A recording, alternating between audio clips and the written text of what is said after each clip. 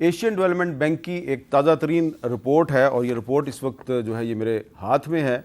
और ये जो एशियन डेवलपमेंट की ताज़ा तरीन रिपोर्ट है, ये रिपोर्ट जो है ये कह रही है कि गुज़श्ता माली साल में पाकिस्तान की मईशत को सैलाब और सियासी अदम इस्तेहकाम का सामना रहा, लेकिन रवा माली साल यानी कि फ़ाइनेंशियल ईयर 2024 में इलेक्शन के इनेकाद से मुल्की मईशत में इस्तेहकाम आ सकता है और मुसलसल सियासी अदम इस्तेहकाम की वजह से मईशत पर दबाव का ख़तरा है।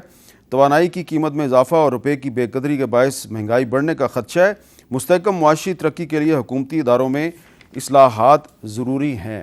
एशियन डेवलपमेंट बैंक ये कह रहा है कि अगर इस रवा माली साल के दौरान इलेक्शन हो जाए तो पाकिस्तान में स्टेबिलिटी आ सकती है, लेकिन अभी तक इलेक्शन कमीशन ऑफ पाकिस्तान ने इलेक्शन की तारीख नहीं दी। ये तो कहा जा रहा है कि तारीख देने का इख्तियार इलेक्शन कमीशन के पास है, लेकिन तारीख नहीं दी। एक इजलास बुलाया गया है और उस इजलास में अभी कुछ सलाह मशवरा होना है।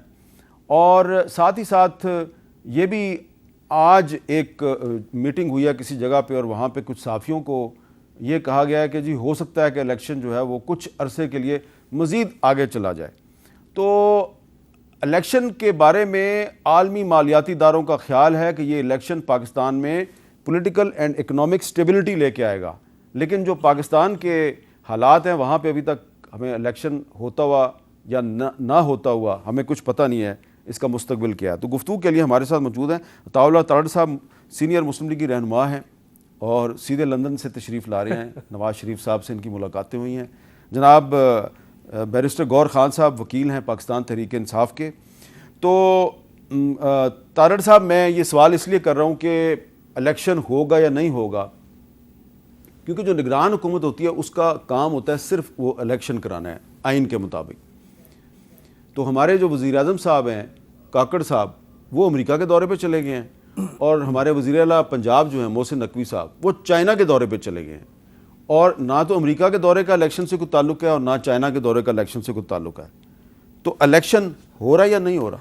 बहुत शुक्रिया मीर साहब। देखिए, जहाँ निगरान हुकूमतों की ये अव्वलीन जिम्मेदारी है कि वो गवर्नमेंट की डे टू डे रनिंग, रोज़मर्रा के मामलात को जो है वो खुश असलूबी से और अच्छे ऐसे तरीके से चलाएँ, वहीं पर जो आपकी बैनुल अक़वामी कमिटमेंट्स होती हैं, इंटरनेशनल कमिटमेंट्स होती हैं। अब UN जनरल असम्बली का इजलास है जिसमें पूरे दुनिया के ममालिक के सरबराहान मुमलिकत जा रहे हैं, तो वहाँ पे नुमाइंदगी ज़रूरी है। अब चीन भी ऑब्वियसली हमारा एक ऐसा दोस्त मुल्क है जिसने मुश्किल वक्त में हमेशा हमारा साथ दिया है, वो CPEC की शक्ल में हो।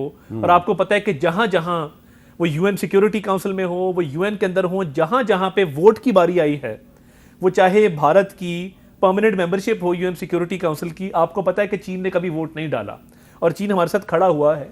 तो चीन की तरफ से जो इन्विटेशन आया है वज़ीर आला पंजाब को, मैं समझता हूँ कि बिल्कुल जहाँ पे डे टू डे अफेयर्स आपने रन करने हैं, वहीं पर बैनुल अक़वामी मामलात को भी आपने चलाना है। अब देखिए, IMF का जो स्टैंड बाय एग्रीमेंट हुआ, हम उसको अब उसको करके गए, फाइनल करके गए, तो उसमें यह था कि वो निगरान हुकूमत के दौरान भी चलता रहेगा और उन शराइत की जो पाबंदी है कि वो आयद होगी निगरान हुकूमत पर भी, कि निगरान हुकूमत भी उन शराइत की पाबंद है कि उन पर अमल दरामद करे।